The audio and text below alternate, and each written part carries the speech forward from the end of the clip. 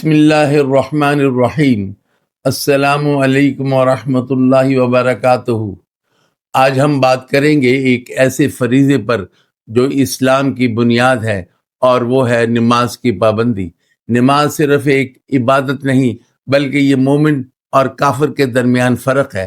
رسول اللہ صلی اللہ علیہ وسلم نے فرمایا، نماز اسلام کا ستون ہے، جس نے اسے قائم کیا اس نے دین کو قائم کیا، اور جس نے اسے چھوڑ دیا اس نے دین کو گرا دیا۔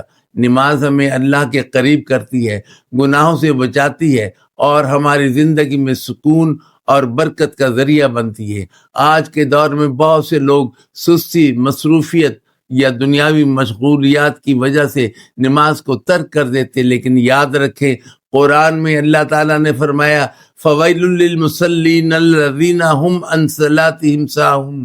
سورۃ الماؤن آیت 4 اور 5۔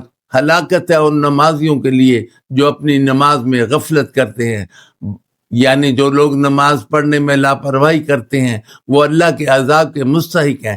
نماز کے دنیاوی اور اخروی فائدے بے شمار ہیں۔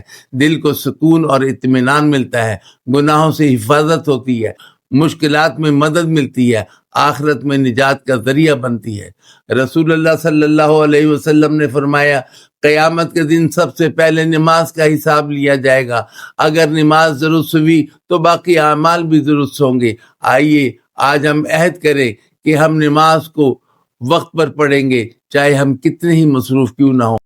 اللہ تعالیٰ کے قریب ہونے کا سب سے آسان راستہ نماز کی پابندی ہے۔ اللہ تعالیٰ ہم سب کو نماز قائم کرنے والا بنائے، ہماری نسلوں کو بھی اس کا عادی کرے، اور ہمیں دنیا و آخرت کی کامیابی عطا فرمائے، آمین۔ اگر آپ کو یہ ویڈیو پسند آئی تو ہمارے چینل کو سبسکرائب کریں اور ویڈیو کو لائک اور شیئر